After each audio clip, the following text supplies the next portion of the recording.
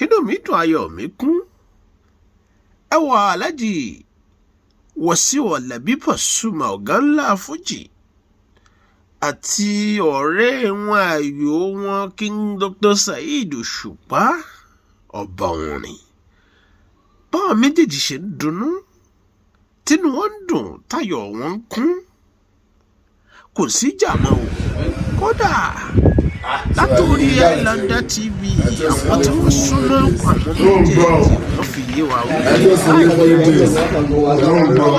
respect kan jù báyìí lọ àpọ́nlé kan jù báyìí lọ respect kan jù báyìí lọ Wasiu Alabi Pasuma náà sì fi ẹnu sí bẹ́ẹ̀. àjọṣepọ̀ kan jù báyìí lọ bàbá ajá màmá gbogbo wa náà kárajà ṣàlàyé sílé wàlà Amẹ́ríkà sí ara àsọ lórí fóònù fídíò kọ̀ gbogbo ẹ̀ àwọn managers àtàwọn tọ́jọ́ ń ṣiṣẹ́ láti gbọ́ tí àlàjá ìjọba ìpàdé sí màmá báyìí náà ti wà níbi ìjọ mẹ́jọ ó dẹ̀ ń pè wọlé àjọ sọ̀rọ̀ so wọ́n Amẹ́ríkà wọ́n ṣiṣẹ́ wọ́n á dé ó tún àwọn òpó yẹ kóhun tún wà ó ti ṣe mímọ̀ náà tó ti fi nǹkan ránṣẹ́ ó ti fi màálù ránṣẹ́ ó ti fi owó ránṣẹ́ ó ti ní káwọn nígbà wá ṣára ẹ̀ àwọn agbóògbé kan wá ṣe ojú ẹgbẹ́ kan gbọ́dọ̀ jù bẹ́ẹ̀ yẹn lọ ó tún wá dé ó tún wá ní ọ̀gbọ̀n ṣáàtù gbọ́dọ̀ wà ayé èèyàn tẹ́lá fi pẹ́ bóyá Saheed Osupa àti Pasuma oṣù wà ó kílẹ̀ báyìí ó kílẹ̀ báyìí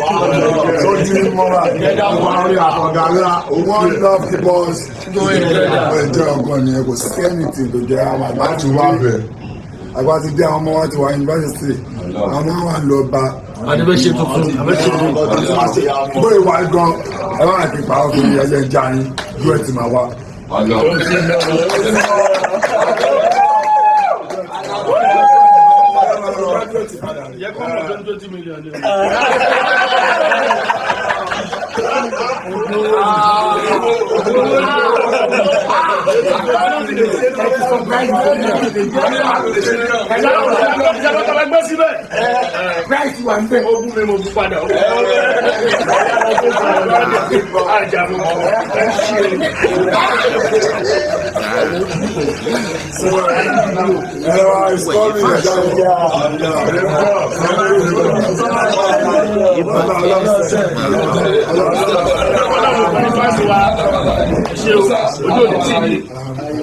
Yóò di tí yóò bí ẹ tí ó lọ́wọ́ ìdọ́kọ̀